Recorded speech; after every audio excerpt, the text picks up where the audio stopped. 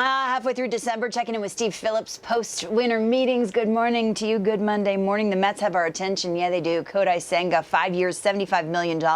We were just looking at his 11 years in the NPB and kind of wondering how it translates. What would be your answer to that question? Hit. I mean, the hits, the batting average against is very low. He does walk a few more batters than I would like. And sometimes I worry about that when a player coming over from Japan, that sometimes they try to miss bat. Sometimes the strike zone's a little bit different. Daisuke Matsuzaka had some difficulties finding the strike zone, but this guy has an explosive fastball, Kodai Senga, 95 to 101 miles per hour, and then he has the split. You see it right there. It just drops off the table. Very tough to pick up, and he has the arsenal of a Kevin Gausman, and so I like his stuff overall. He can get some swings and misses. He does walk a few, but at 30 years old, I was actually a little bit surprised that the price wasn't higher. 5 years at $75 million, $15 million a year. I actually thought he'd be over a $100 million guy. With the dearth of pitching, I really thought that he'd be much closer to that first group of pitchers than he was to the Taiwan Walkers and the Jameson Taillons of the world. So I think this is a good signing by the Mets. But remember, he's a guy who pitches in Japan once a week, and it could mean that the Mets are going to go to a six-man rotation. Verlander pitched in one last year. They're 5 deep with 2 young guys after that. Something to look at for the Mets is how they utilize this older veteran pitching staff. So interesting. Full no trade opt-out after 2025, pitched in the WBC back in 2017. Steve, we will see. We're so used to the picture becoming clearer, right, after the winter meetings, but there's so many questions still pitching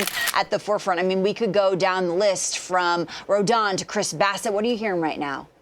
So Carlos Rodon seems to be the next big guy, right? It was Verlander, DeGrom, and then Rodon. Rodon's looking for a 7-year contract. And the question is, can he and Scott Boras manipulate the teams a little bit to get it? It seems like it's the San Francisco Giants and the New York Yankees, 1-2 and going after him. He is the pivot, though, off of Carlos Correa for potentially Minnesota. The Baltimore Orioles have been tied to him a little bit as well. But I'll be shocked if he's not a Yankee or a Giant by the end of it. And I think the Yankees end up getting it done. Chris Bassett, on the other hand, is a guy that is the fallback for Rodon in San Francisco, in Minnesota, and Toronto. He'd be a good fit. He's looking for a 4-year deal. And a Nate Eovaldi out there. The Baltimore Orioles have some interest, but remember, Eovaldi, 20 games started last year, has the qualifying offer attached, and I think he's going to find some difficulty in the free agent market getting that long-term deal. It's so interesting. I'm always so curious how timing affects the deals, right? You're talking about length of a contract, and we saw with Corey Seager, he signed December 1st,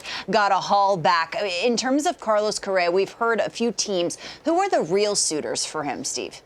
Well, we know it's the Giants for sure and the Minnesota Twins. I think they're the 2 primary teams going after him. The Twins, remember, had him last year at $35.1 million, the 3-year deal with the opt-out. They seem to be in at the highest levels, both in years and dollars, which is a bit of a surprise because they've never played in that extraordinary length of a contract before. The Giants, Correa's got to be the guy for them. The fallback after losing Aaron Judge, they could actually afford Rodon and Correa on their budget right now. They need a centerpiece position player. It seems to me that Correa's that guy. But if not, there's noise that the Yankees might get involved. The Mets might dabble. I mean, Steve Cohen, why not? Why not get everybody that's out there? The Cubs have had interest, but it doesn't seem like they want to play at that price point with Correa, which is certainly going to be higher than Dansby Swanson. Stars for days. Thanks for the clarity. Steve Phillips on the Monday Morning Hot Stove.